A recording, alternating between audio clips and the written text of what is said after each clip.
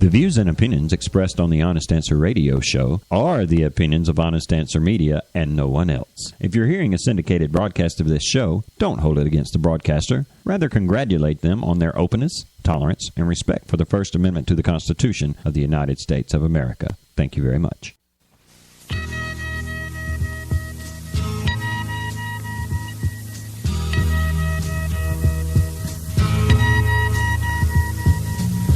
There's something happening here, but what it is ain't exactly clear. There's a man with a gun over there, telling me I got to beware. I think it's time we stop, children, what's that sound? Everybody look what's going down.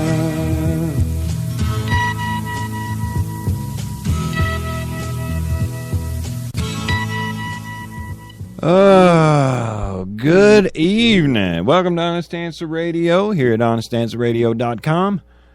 I'm going to be the Marty half of this dynamic hosting duo. And dynamically, on this Thursday evening edition of honestanswerradio.com, I will be the Casey half. I'm having a hard time. I'm having a hard time tonight. I ain't going to lie. This is not going to be the easiest show that I've done with you. I gotta say, I'm suffering from a little bit of malaise, man. You understand malaise? I'm suffering from a little bit of Russian overload. That bingo, man. I'm sick to death of the Russia this, Russia that. We've got Trump this time. Oh, look, here's something new about Russia. We're going to prove... I'm sick of it, man. I'm just sick to death of it. Now, you know we're going to have to talk about it a little bit. But I ain't dwelling on it. The stuff I've got on Russia tonight deals more with the media than it does with Russia. Well, I'll tell you what. Let's take a step back for a second. Because last week, the G20 summit was happening while we were on the air. Yup. And it Hamburg looked like it was going to burn for a little while, didn't it? Well, see, you know, last Friday, I posted an article about the violence that was taking place. And since we're going to be kicking the mainstream media in the teeth, let's start out with the mainstream German media. Why don't we? Got major bone to pick with the mainstream German press after what went down last week, man. Basically, what they did to all the bloggers and independent journalists is said, Whoa. If you're going to say it, now be accurate. Right-wing bloggers. Well, yes. Right-wing bloggers. Basically, what they said, nice little blog and nice little video YouTube channel you got going on there. It'd be a shame if anything happened to it or you. Right. Now you got it. Because let's get this straight. A German, quote-unquote, journalist, credentialed journalist, mainstream journalist, took a picture of Lauren Southern. Now, unfortunately, he didn't only get Lauren Southern, who is, you can call her a right-wing blogger. Got Tim Pool as well. Yeah, she's okay with that. But they got Tim Pool, Luke Radowski, who's not a right-wing blogger. He's kind of very much middle-of-the-road, anti-establishment, anti-authoritarian dude. Caught him in the same photograph. Took that photograph to the Antifa crowd, which let's also explain this. The Antifa Black Bloc crowd in Europe, they're the ones who have taught the American Black Bloc how to be violent. Well, okay, because the Black Bloc existed in Europe before it did in the United States, and they are like seriously violent. So this credentialed mainstream journalist took a photo to the Black Bloc crowd and said, all right, here's the people who you need to beat up. Well, I'm sure they didn't come out with, here's the people you need to beat up, but definitely here's the people who are saying the opposite things of what you guys are saying, maybe. I ain't going to go so far as say they, put the hit out. Like, you know how the mob, like, John Gotti wouldn't say, I want you to go whack that dude. He would show him a picture and go, this guy's giving me some problems. I need this problem to go away. Something like that. Like, if you're wondering who has been giving you guys all the bad publicity, this is who did it. Something along those lines. Yeah. Which is the same thing, really. But now here's what I've heard since then. Okay, needless to say, some people got beaten up. Yeah. Okay. The people in the photo got beaten up. They got stalked. They got hunted down. I mean, Lauren Southern was even nervous about getting from her hotel room to the airport. Okay, because of the Antifa Black Bloc thugs. Because her picture was everywhere. And she wasn't just worried because it would be some people in black masks coming up to her. No, because it turns out that some of the members of the Hamburg police are rumored to be Black Bloc members and have sympathy with the Antifa crowd. Not in Angela Merkel's Germany. No, Casey, come on. I'm just telling you what I heard. Takes a lot of guts, though, to put a hit out on a little blonde girl, though, huh? Yeah, it really does. That should show you the level of intelligence we're dealing with when we're talking about Black Bloc or Antifa. Funny enough, speaking of Antifa, I've got the coolest little bit of audio. It might be a little bit difficult to hear, but let me set it up for you. This young man goes to an Antifa rally and gives a speech. Now, before I tell you anything about the speech, I want you to hear the speech that was given at this Antifa rally. Today, I would like to thank everybody for coming out. I stand here today, a veteran of these United States Armed Forces and a proud 21st century patriot. Yes! I would like to take this opportunity to talk about this oppressive regime and the repressive regime that constitutes capitalism as a whole. We are socialists, we are enemies of the capitalistic economic system for the exploitation of the economically weak. With its unfair salaries, with its unseemly evaluation of a human being according to wealth and property instead of responsibility and performance. And we are all determined to destroy this system under all conditions. Benefit to the community precedes benefit to the individual. This state should retain supervision, and each property owner should consider himself appointed by the state. It is his duty not to use his property against the interests of others among his own people. This is the crucial matter. This American nation will always retain its right to control the owners of property. A policy of laissez-faire in this sphere is not only cruelty to the individual guiltless victims, but also to the nation as a whole. For there is one thing we must never forget. The majority can never replace the man. Life is like a mirror. If you frown at it, it frowns back. If you smile, it returns the greeting. Donald Trump seems to think that if you tell a big enough lie and tell it frequently enough, that it will be believed. It's not the truth that matters, but victory. The doom of the nation can be averted only by a storm of flowing passion. But only those who are passionate themselves can arouse passion in others. Thank you. Woo, man, good speech. That was awesome. Got the crowd worked up, Woo! Every word he read was written by Adolf Hitler, with the exception of he inserted Donald Trump's name in one of the quotes. Right. That's the only difference. Should go to show you the mindset that we're dealing here with. It's only going to be one of two things.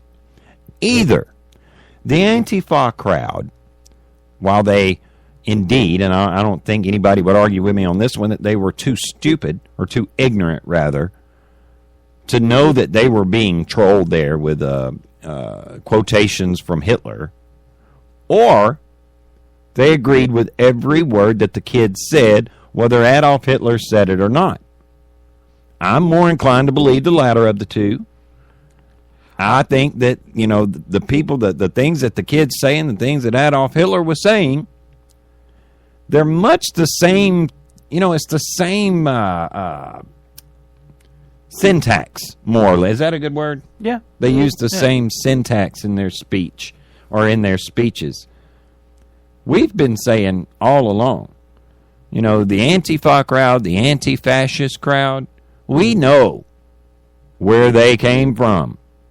We know who they really represent. And I think this little example here, this is a perfect example of what we're talking about. You remember back during the, I want to say it was one of the Berkeley events that Antifa had, the first one, where Antifa had shut them down, and they were marching the streets. It might have even gone further back than that. It might have been the inauguration. But we heard them saying Rasputin had the right idea. Remember that? Yeah, I remember that very well. It's all the same talk. But somehow or another, the Antifa crowd, the anti-fascist crowd, along with the Black Lives Matter movement, and along with the third wave feminist movement with the likes of Linda Sarsour, they seem to be embracing that fascist. For a bunch of anti-fascists, they sure do like fascism. It's only fascism when the right wing does it, apparently. It's only fascism if it's somebody, on the right that's actually carrying this stuff out or saying this stuff.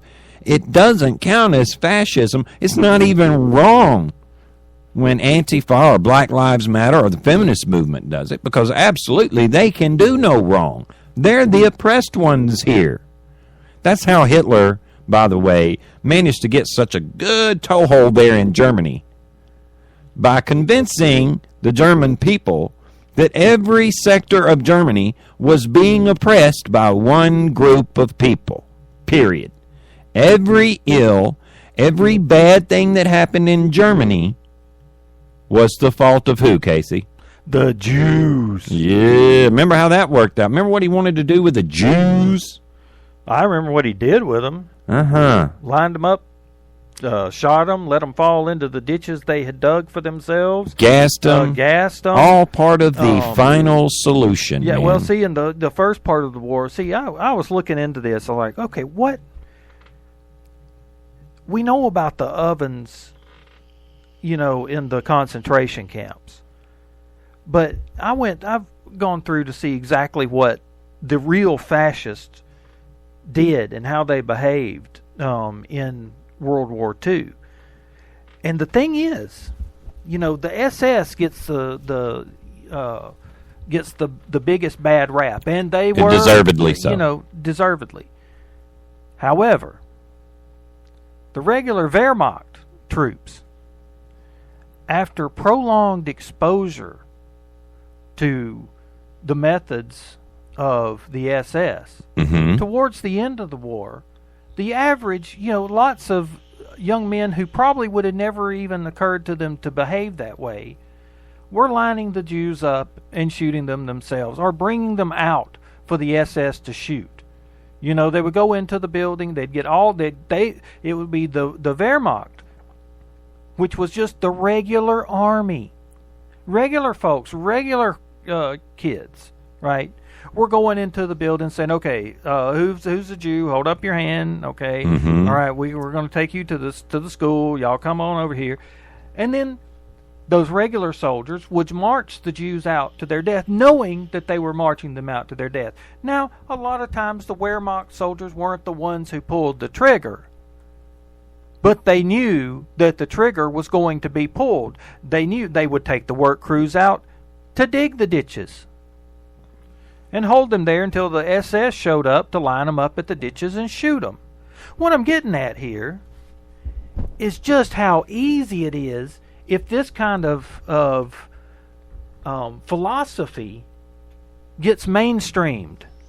You mean like it's being mainstream now? Exactly. You see where I'm going with this. Uh-huh. Oh, yeah, I definitely do. And I also see, what's a good word? Ooh, collusion with the mainstream media as far as all this stuff goes, too. You just wait. After what CNN did last week to the guy who made the meme, right? You know, they're just talking about why would they dox him?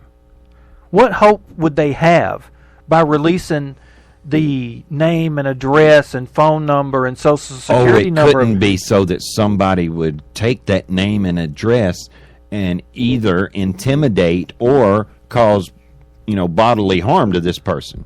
It couldn't be that. They wouldn't. No, they wouldn't do that, Casey. No. So here you see. You think, those German journalists, those German mainstream journalists are really bad, but our American journalists aren't that bad. Oh, really? Oh, really? It's funny you should bring up the American journalists. Oh, really? Have you got something over there? I got 2 or 3 pieces of audio here, and I want to play the first one. I said we did have to get into the Russia thing a little bit.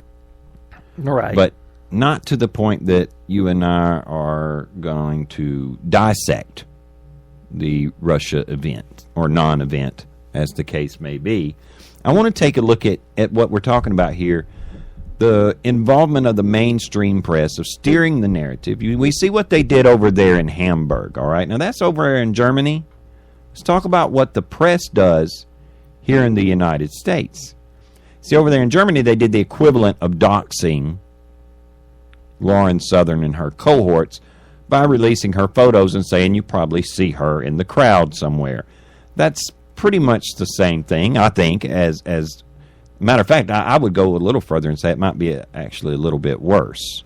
Maybe these people, some of these literary people might understand that when they showed that picture, it was something along the lines of, will no one rid me of this meddlesome little blonde chick? Oh, yeah. Ooh, right. All right, well, Sebastian Gorka, who is one of the advisors to the White House,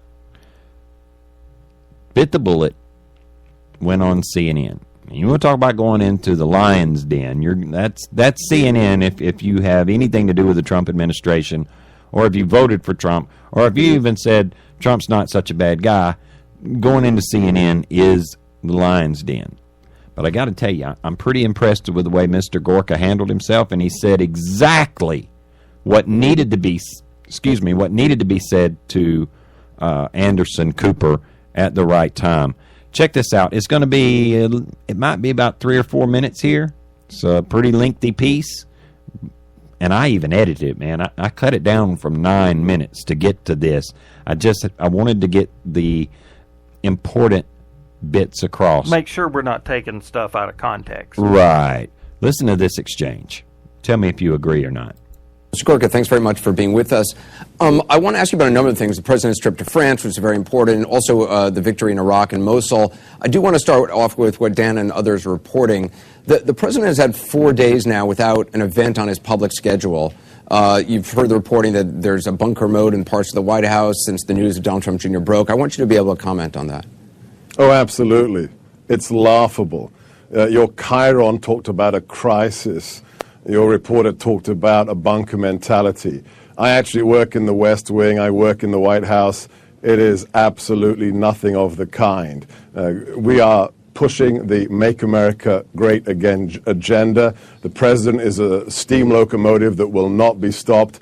It's just fake news. I'm sad to see CNN fall to this. I know you want salacious, sensational coverage for your ratings, so your corporate sponsors and owners will have, more money. But that's not media. That's not reportage. It's just fake news. Okay. I'm just going to ignore the insults because I don't think it really gets us anywhere. It's not about you. It's about actually having journalism back on TV. Okay. Where are the Walter Cronkites of yesteryear? This is just about ratings and money, and it's actually quite sad. So the president tweeted today, when you hear the words sources say from the fake media, oftentimes those sources are made up and do not exist. I'm wondering how the president can actually make that claim when all the reporting by the New York Times on the meeting his son held with a Russian attorney had been proven by his son's own emails, which he only released after the Times was going to publish the contents of them? Is that the same way that all the unnamed sources said that Director Comey, including CNN, was going to completely gainsay everything the president said about their meeting 24 hours before his testimony? Right, that was reported. That reporting was wrong, CNN, and we corrected ourselves, unlike the White House, which has never corrected itself on anything. But I'm giving you an opportunity right now to correct what the president said this morning, because what he's alleging is that the reporting is fake, and in fact, his son's own email chain shows that it's accurate. Do you deny that? No, I deny the fact that there's anything here that's untoward. This is, again, this is an obsessive 9-month but you do not campaign. you do not deny that all the sourcing for the New York Times was correct on the story, and the president is wrong when he's saying the anonymous sourcing is fake news.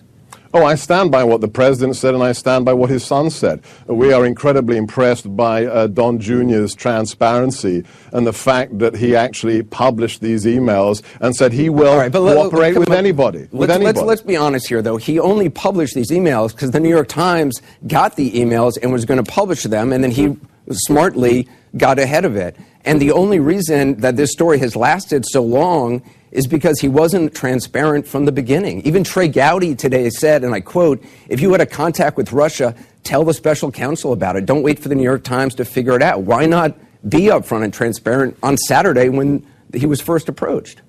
This story only has legs because the fake news industrial complex is obsessed. 9 months of accusations with zero evidence of anything illegal. On the contrary, the DNC sends its operative onto the soil of a foreign nation, to the embassy of the Ukraine, not to collect dirt, but to actually use it in a coordinated campaign with the foreign government. That's what CNN should be covering, but why aren't you? Well, two things on that. First of all, you're avoiding answering the question about Donald Trump's lack of transparency from the beginning. Total transparency. So him saying that this meeting was about adoption issues, about his concern for orphans? It was. That was it was absolutely misrepresented. The individual who requested the meeting... No, but that's what he said the meeting was about on Saturday, when he knew all along by Saturday that's not what the meeting was about. So that's not being transparent, right? When he gave as much information as was necessary to be put out there after the it wasn't correct accusations. Information. It wasn't correct information. Absolutely. It was about absolutely. This meeting was about adoption, about orphans. All of it was true. All of it was true. This meeting was somebody about wanted to provide negative information. That at the end of the meeting it was under false pretenses. That it ended up being about adoption. And then, do you really want to talk? I thought we were going to talk about real issues, like what we're doing. Okay.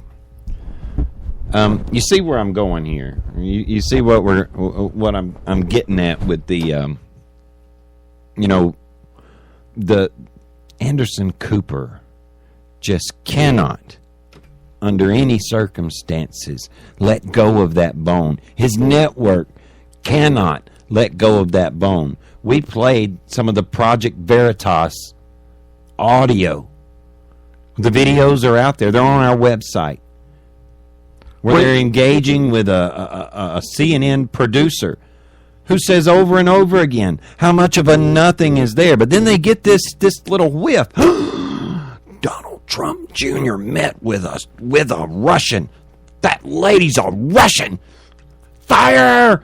Fire! There's Russians! Is that not what you're seeing, man? Oh, I'm seeing it. But let me tell you what I'm not seeing. I'm not seeing them owning up to the fact that it was the Obama administration that let the Russian lawyer, she's Russian, Loretta Lynch let this Russian in whose visa had expired. The woman shouldn't have even been in the country at all. But the Obama administration, for some reason, they didn't think it was that big of a deal. Yeah, okay. To them it seemed like it was a big nothing. There's everything. I'm not going to go into all this he said, she said stuff. But, Marty and I can't ignore this situation. We do have to speak up to it. But Rush spoke about it today, too, about the whole Don Jr. thing. Well, can we let Rush cover it so we don't have to? Well, I think it's important to note that the White House attorney, Jay Sekulow, and also Alan Dershowitz, Right. who is one of the premier legal minds in this country. As a matter of fact, Alan Dershowitz was the law professor to most of the quote-unquote brilliant legal minds that we have in this country today. And Alan Dershowitz also make this point clear. He's not a conservative No. or Republican. Matter of fact, he's pretty left-leaning in his politics. And he makes no bones about that. But when there's nothing there, there's nothing there. You know what they're trying to do, man? They're trying to do to the Republicans what the Republicans were doing to the Obama administration, like with Benghazi. The difference, though, is that with Benghazi, there was plenty of evidence, actual evidence, that someone had screwed up. And this was just something, where somebody dropped the ball, or they screwed up. 4 dead American bodies is pretty good evidence of a screw-up. Absolutely, absolutely. But I'm more referring to the testimony of people who, where the Obama's administration, first of all, they came out with it was a video, and it wasn't a video, and that, it was the right-wing press, by the way, that brought that out. The fact that there was a stand-down issued, it was due to testimony brought out by people like Trey Gowdy or Jason Chaffetz, Chaffetz and Jim Jordan, exactly. It was dug out by them. They had to be dogged on it. Fox News talked about it. Yes, they did. They talked about it relentlessly. You know why? Because the mainstream media just didn't want to. Now they are under the assumption that the same situation is happening here with regard to the whole Russia thing or this Trump Jr. thing. They are convinced that it is this, that they are justified in doing what they're doing because the Republicans wouldn't let go of Benghazi, which actually there was something there. Well, actually, you know what? I think you're giving them a little too much credit. We already know that they know that this whole thing is a nothing burger. However, what they are trying to do is convince all of you out there that there is something there, even when they already know there's nothing there. Well, the press is allowing themselves to they're prostituting themselves out to the Democrat Party. And prostituting is a pretty good way to put it. Oh, yeah. To, if the Democrats won't, and I'm just going to put this out here in this language, because it's the only way I know how. But if the press looks at it like if the Democrats aren't going to gather enough information to get the coup d'etat started, well, then the press will gather the information for them. It doesn't matter that it's bogus. It doesn't matter that there's nothing there. The object here is to get President Trump impeached. Now, I want you to think back to all the stuff with Benghazi. There was nobody on the right, no one serious on the right, that brought up any of this impeachment talk about Obama. There were several things that the Obama administration did that I regarded as impeachable offenses. Things that they actually could have taken to the Senate, they could have taken them to Congress, they could have taken it to the people. And they just didn't. But they just didn't. Well, because it's bad for the flipping country, man. Well, it would have been really bad, because then we would have been talking about President Biden. Bingo. Okay. Bingo. It's not that the right didn't have enough evidence to put together, because we did. Dude, it was all over the place. Richard Lemire in the chat says they're trying to make a quarter pounder with cheese out of a turkey roll. That's a pretty good summation there, Richard. Especially on the turkey part. And he also brought up another good point, that the Democrats were making fun of Palin. Remember Tina Fey and all that? I can see Russia from my house and all this kind of stuff. Which, by the way, if you live in Alaska, you can. The Caucasus Mountains, right? And they're just like right there. So even though that wasn't a stretch, they made a huge deal out of it. And like Richard Lemire says, now the Democrats are seeing Russians behind every tree. You know, they want to twist this around in any way that they can to try to bring enough negativity to the Trump administration that eventually they're hoping that if they scatter enough of these shotgun shots, that enough pellets will land that they can get this impeachment proceeding started. And the thing is, what really just, it makes me sick at my stomach, is when you've got the Republicans, some of the established Republicans going along with it. John McCain went out of his way, flew all the way over to the UK to get a BS dossier, a complete bull stuff dossier about President Trump, so that he could steer him, try to do anything he could to discredit Donald Trump as a president, as a candidate, anything he could. Yeah, because see, the establishment, they hate the fact that a non-politician, somebody who doesn't owe debts right in Washington, right, who isn't bought and paid for by the same masters, who doesn't live within the Beltway bubble, and I don't just mean in D.C., I mean doesn't live in that bubble. They can't stand it that here's a guy whose message actually resonates with every man, with all of us poor, uneducated schmucks out here in flyover country, that this guy is saying the things and doing the things that we've wanted to see done out of Washington for all these years. And see, and they keep talking about, well, this is what you keep hearing in the press, and even this is even on Fox too, y'all. So don't think I'm giving them a pass. But all this, well, this is just interfering with the president's agenda. He's not being able to get things done. What? Oh, really?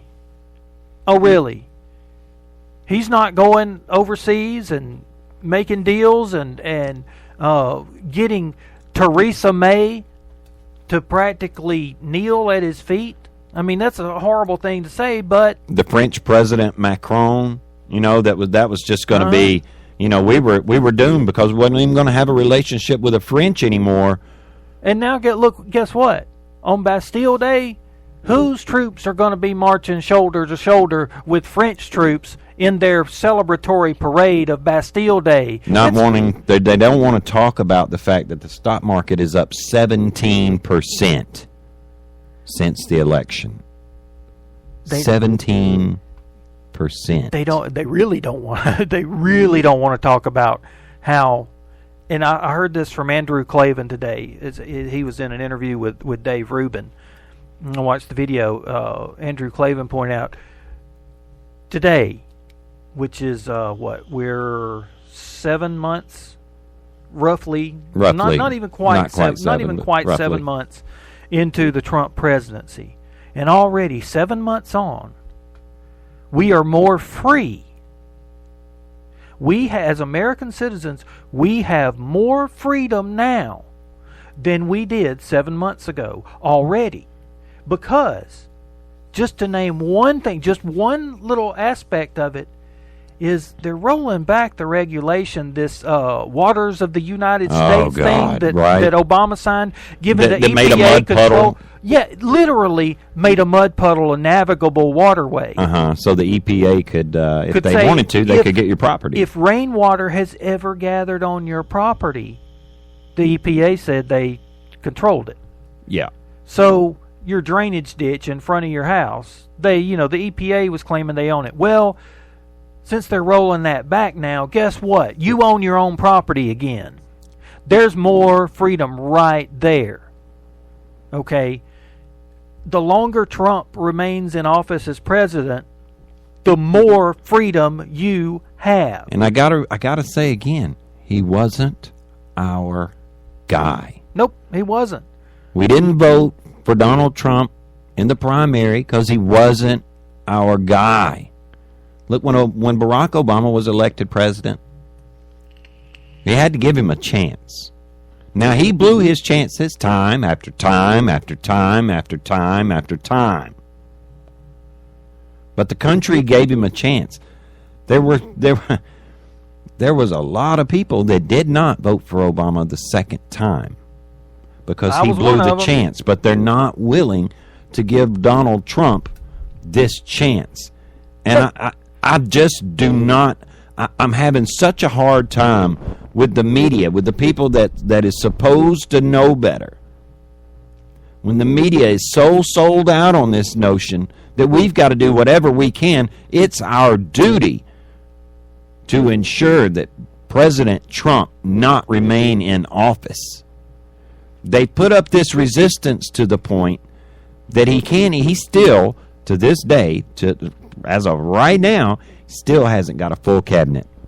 Well, and the Washington establishment and the mainstream media establishment cannot stand it that they cannot control him in the way they've controlled every other president. By controlling the public's access to information, they have led us down this primrose path all these years. And Donald Trump just cuts right through them and says, you know what, I'm going to go to Twitter. I'm going to go and I'll just hold these rallies and I'll talk directly to the people themselves, and I don't have to have you people interpret. You know, it's funny. I was going to play the Rush audio. I don't want to play that right now. There's another piece that I've got from a guy by the name of Rick Grinnell. Yeah. And I want you to hear what he had to say. This is him on a panel. And he's feeling like alone. He feels like we do. Just listen. Look, I think I'm the only one that doesn't live in Washington, D.C. here, and people don't care about this. There's such a difference between listening and acting. I think Donald Trump Jr. listened to something that was brought to him. He didn't act on it. He didn't remember, and nobody in the meeting didn't remember, because literally it was nothing. It was a crazy person coming up with some idea that when they heard it, they were like, we're not doing anything with this. Jared Kushner left the meeting early. I've been on a lot of campaigns, and when you're on campaigns, you do a lot of listening. You only act on information that's relevant, that's going to help you, that's substantive. Clearly, they just dismissed this, and I was glad to see Donald Trump Jr. give us the emails, show us exactly what was said so that we didn't have to hear the interpretation of the media. I don't think people care about this at all. I think he's dead on the money. I think he is so dead on the money. The average person really is getting sick of the Russia, the rush to find the needle in the haystack that's just not there. Well, the average person, we want to hear what's really going on in the world. We'd like to know what's really going on in Washington. I don't care to hear all this about some stupid meeting with a Russian lawyer that didn't even work out the way they thought it was going to work out, because she's pushing some agenda that nobody cared about. You know what? If they can push stuff that don't nobody care about, we can push stuff that don't nobody care about too. Except I think the stuff we got to push people care about, I don't want to talk about Russia no more. I want to talk about something important, something of vital worldwide importance. Ooh, you want to talk about Floyd Mayweather I want to talk Conor about McGregor. The fight of the century. Now, wait. Let me set this up. In our early days, when we were kids, we had the fight of the century, of the 20th century. There ain't but one that comes along, man. That's why they call it the fight. You only get one. It was the Thrilla in Manila. Muhammad Ali. All right. Now, this is a new century. And we're about to be talking about the fight of the century, because there's not going to be another one. Look, if you go on YouTube, if you're a sports fan, or if you're a combat sports fan, a boxing sports fan, something like that, you've seen all of the highlight reels of Rocky Marciano, or Sugar Ray Robinson, or Jack Dempsey. Or Sugar Ray Leonard. Or Sugar Ray Leonard, exactly. We've seen all of those highlight reels and those super fights. You remember like the Leonard and Hearns? Remember that? Yeah. Or Sugar Ray Leonard, Marvin Hagler. Muhammad Ali, Joe Frazier. Muhammad Ali, George Foreman. Muhammad Ali, Tommy Hearns. Yeah. Big fights. Now, I've seen their press conferences. You remember there was one time, there's video out there. It's on YouTube, too, if you want to go back and try to find it. Muhammad Ali and Joe Frazier were getting ready to fight, right? Well, Muhammad Ali, they're all at the MGM, right? Mm-hmm. Muhammad Ali sees Joe Frazier at the craps table. So he goes over to the craps table, and you know how Muhammad Ali was. He just starts going off, just trash talking, trash talk. And Joe Frazier had enough. He pulls out a pistol and fires it right there in the casino. Now, what nobody knew, including Ali and the people standing around Joe Frazier, was that it was just a starter pistol. Right. You know, it didn't have like any live ammunition in it. It was just something to make a boom, but it made Muhammad Ali get the hell away from him, and it also sold the fight more. You know what I'm saying? Oh, It yeah. made people... Oh, yeah. People were like, oh, my God, these two men really want to beat on each other. And, you know, I've heard lots of people that just past few weeks, because I've been talking about this at work everywhere I go, I'm talking to people about it. And it's funny to me because there's a lot of people like, I don't think anybody really cares. Well, let me ask you a question. If you're riding down the street and you see on a corner, you see Michael Jordan playing hoops with Charles Barkley, all right, on one corner.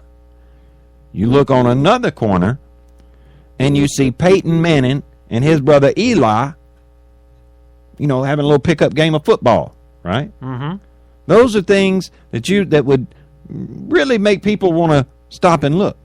But I'm going to I can almost be willing to bet that if there was two nobodies, two 20-year-old punk kids having a fisticuffs out in the middle of the road, nobody watched Michael Jordan. Nobody watched the Peyton brothers. Wouldn't nobody care? They'd be watching the fisticuffs. It's ingrained in our DNA to want to watch two people stand toe-to-toe and play the ultimate chess game. Because that's basically what boxing is. That's what mixed martial arts is. It is the ultimate chess game with more dire consequences for error. Now, this fight, the chess game ain't going to be, it ain't just taking place in the ring anymore, man. No, it's already started with it. You guys need to go on YouTube and look up, just put in McGregor versus Mayweather. It'll take you to all the possible YouTube clips of their press conferences that you could stand. They've had two. There's going to be a total of 4 press conferences, global press conferences. They had one in L.A. on Tuesday. They had one in Toronto yesterday. And look, if you didn't see any of the clips of this press conference, it's worth watching. And let's tell them also why you folks might want to care. When the fight was first announced, the bookies in Vegas were offering 7-1 odds. No, you're way off. Way 70 off. Was it 70? For a first round knockout by Conor McGregor, the odds were, now they've gone down just a little bit, but they were at 700 to 1. 700 to 1. Now they give Conor McGregor 0 chance. So let's put it this way. If Conor McGregor manages to knock Floyd Mayweather out in the first round, then you may see Vegas going bust. Well, $100 bet at 700 to 1. You want to do the math on that, That's man? $7,000. Is it? No, 70. Thank you. $70,000. That is $70,000 off a $100 bet. And from what I understand, that's why the bookies had to bring the odds down. Because they was looking at it going, you know what? I know they're saying this Irishman's going to get his behind whipped. But he might actually stand a chance. I think they went back and watched some of the film of Conor McGregor's meteoric rise to fame here. He's only been in the UFC about 4 years. 4 years ago, Conor McGregor was cashing welfare checks. He was on the dole in the UK.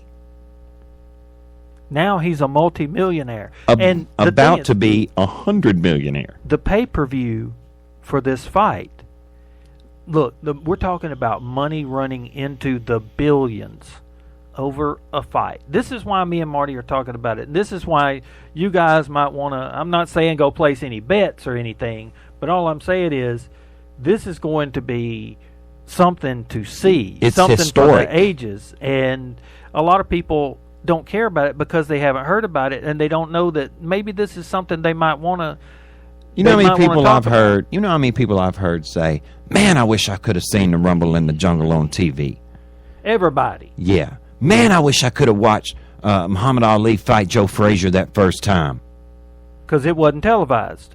I mean, those people now have a chance in 2017, the early part of the 21st century, to see a combat match between two men, the likes of which very well may never come along in the 21st century again. Casey's not exaggerating when this is possibly a $1 billion pay-per-view event.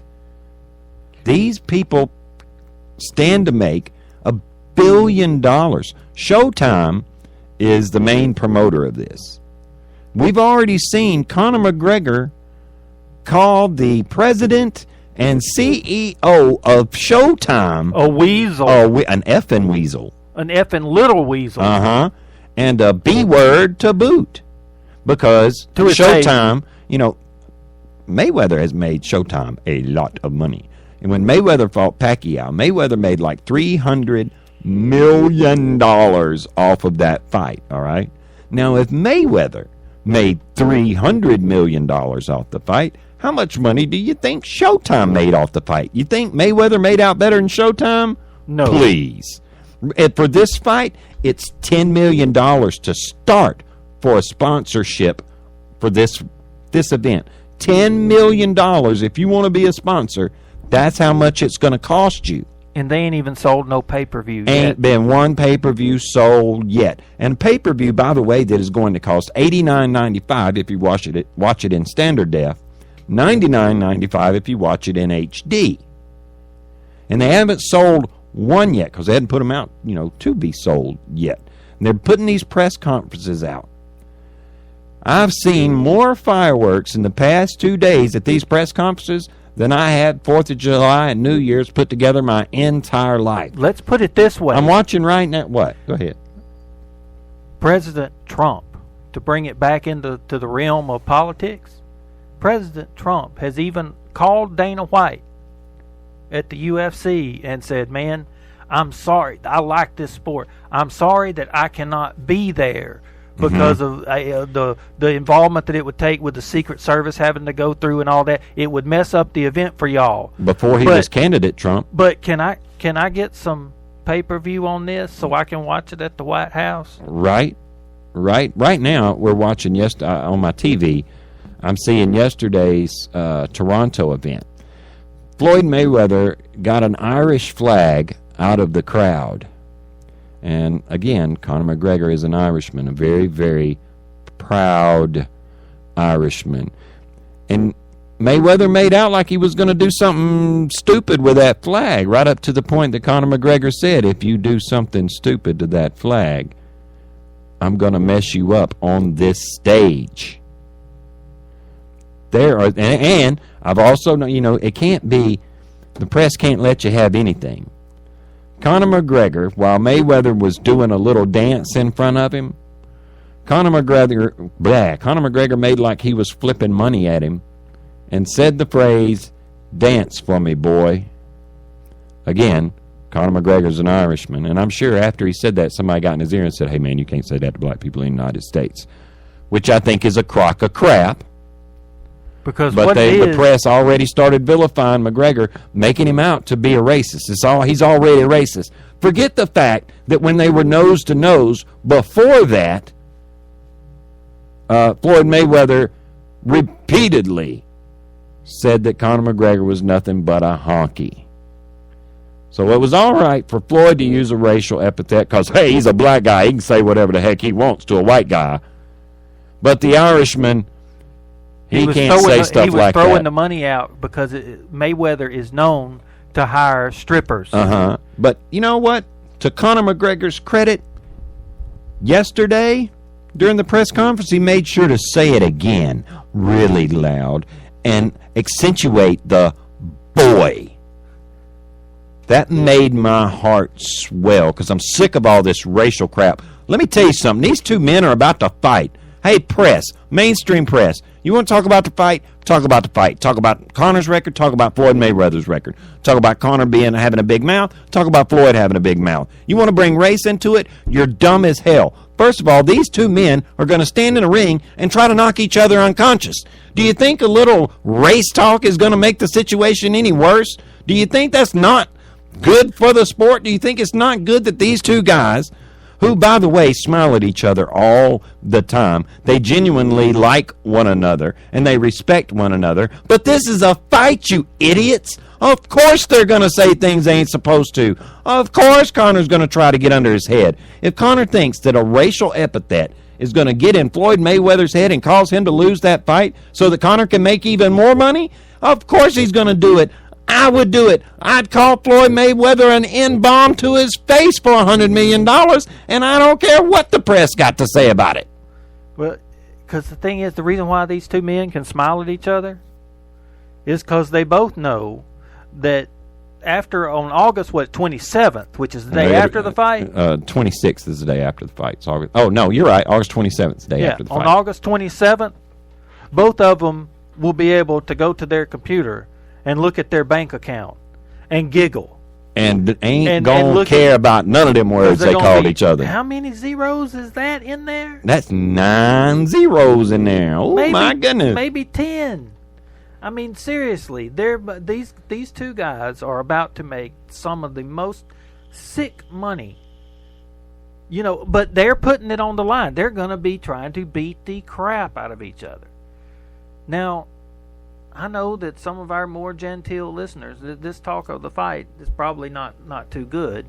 They're not going to like it too much. But this is something that me and Marty like. And this sure beats the snot because there's not going to be a Russian in the ring. Right. I mean, y'all want to hear more about Russia? We could have talked more about Russia. But I don't want to talk about Russia. I wanted to talk about something exciting that the country can get behind. And it sort of brings me around to our last and final point.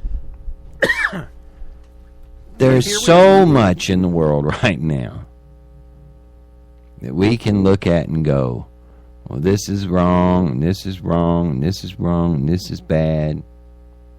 There's plenty of that we can find. It just seems to me that the world right now, that society right now, is much more interested in finding things that aren't there. We're putting our focus on all the things that aren't important, and we're losing sight of the things that are.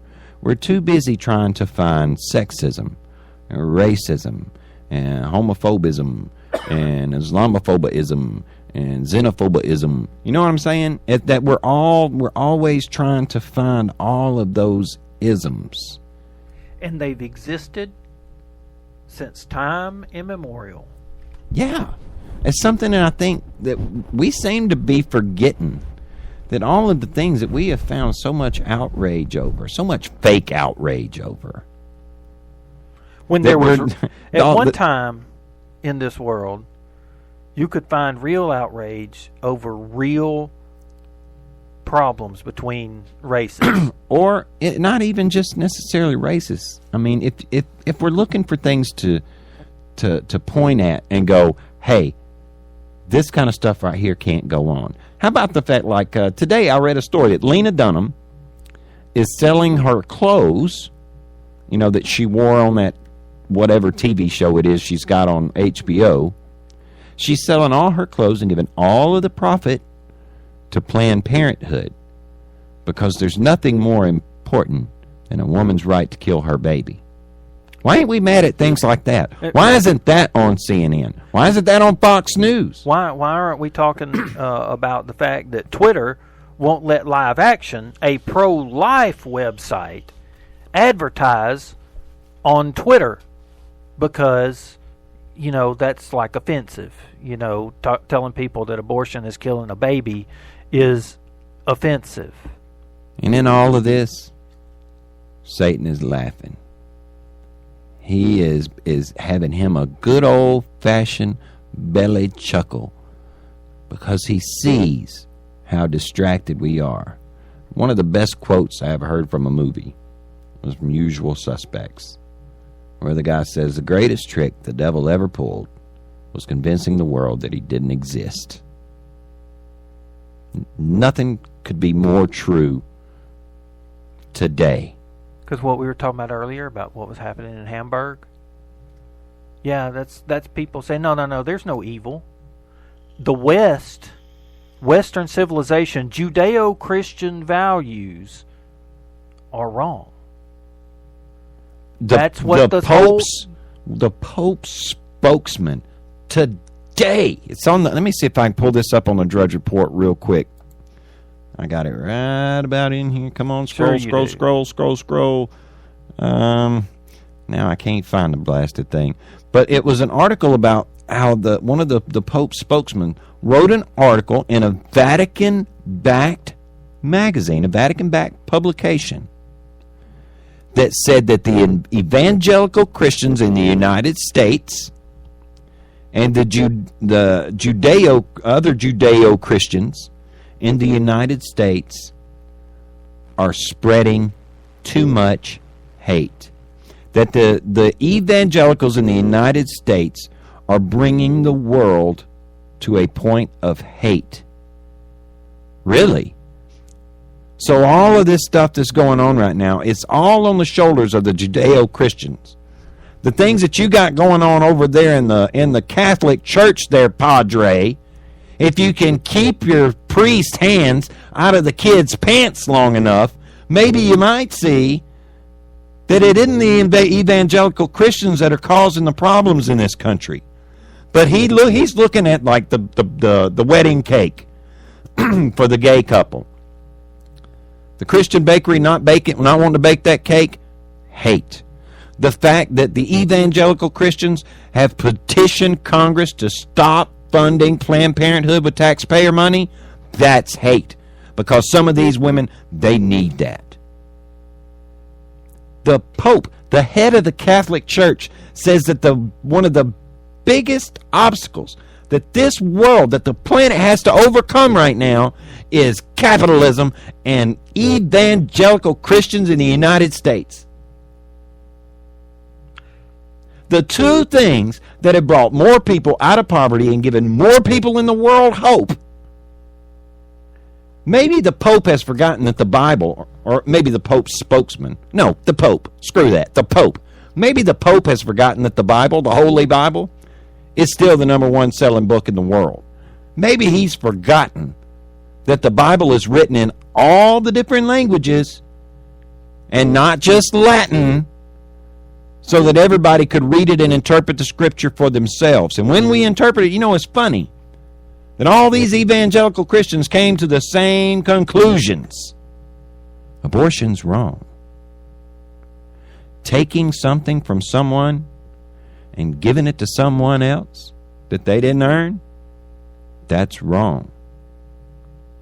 Homosexuality, whether you like it or not, is wrong. How about this? Go ye therefore and teach all nations, baptizing them in the name of the Father and the Son and the Holy Spirit. What about that? That's hate. That's hate. Because you're not supposed to shove, and look, according to the Pope, we're not supposed to shove our values down any. We're not even supposed to talk about our values to anybody because it might make them feel bad about theirs. As opposed to, say, just going and baptizing babies before they're born. And here it is. Calling it good. Here it is. Confidant of Pope. This is an AP article. Confidant of Pope Francis condemns the U.S. religious right. His name is the Reverend Antonio Spadaro. He's the editor of the Jesuit journal La Civiltà Cattolica. The Catholic civilians, I don't know. The civil Catholic, maybe that's what it is. He said a shared desire for political influence between evangelical fundamentalists and some Catholics has inspired an ecumenism. Ecumenical? Well, it's an ism of conflict that demonizes opponents and promotes a theocratic type of state.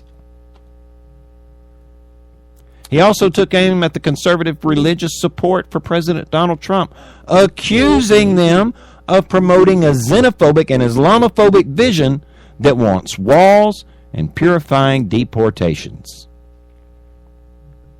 Does he know what a phobia is? I don't think so. He is the Pope, Well, he ain't got time for English. words. Yeah. Well, look. There is a way that we can mitigate this. There's a way that there is something that we can do to try to get this place back on the right track. Well, there's a couple things, actually. I know where you're going, but I just want to introduce the idea that, just so that the words of the confidant of Pope Francis don't throw you, study your Bible and read it for yourself. Don't take Marty's word for it. Don't take my word for it about what it means. Please don't take our word for it. I know a place to start. Ironically, I do too. Why don't you tell everybody? Well, there is a book in the Bible called 2 Chronicles.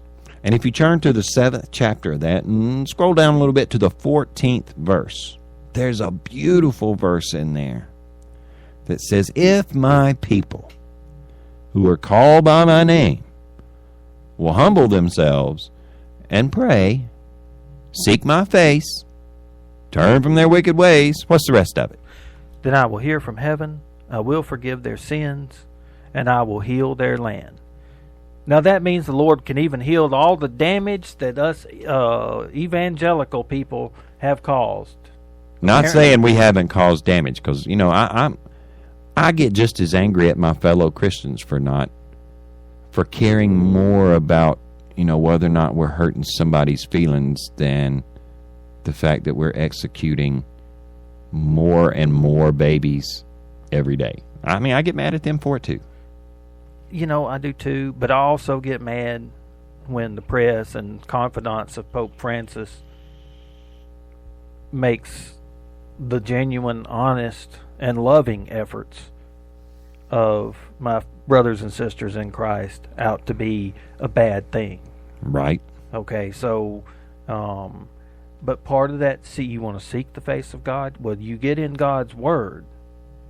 Read it for yourself. Read it every day. Okay?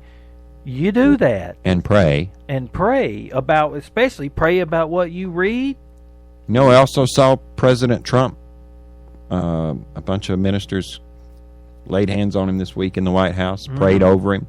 Mm-hmm. I thought that was flipping amazing. Well, he is the leader of our country. Whether you like him or you don't like him, he could use your prayers. Right. They would help if you pray for the Lord to guide Donald Trump, then we're going to be all right. Okay? If you will pray for that, then you don't have to like Donald Trump. You do have to love him, because the Bible says you have to love him. But he don't say you got to like him. Paul and Barnabas didn't like each other very much. That's right. But they still managed to carry the message of Jesus Christ. Paul and Peter was known to have their disagreements too, but you know what? They prayed for each other. Sure did. With love. With love. So, we can do it too, folks. Yup. Well, guys, we have reached the end of the rainbow. I appreciate you guys listening. We will be back next week at the same bat time and same bat channel. Don't forget about us. We'll be here. We appreciate it again. I thank every one of you, and we will see you guys next week. Good night, y'all. Good night, y'all. And you still can hear me singing to people who don't listen to the things that I am saying, praying someone's gonna hear. And I guess I'll die explaining how the things that they complain about are things they could change, hoping someone's gonna care. I was born a lonely singer, and I'm bound to die the same. But I've got to feed the hunger in my soul. And if I never have a nickel, I won't ever die ashamed. 'Cause I don't believe that no one wants to know.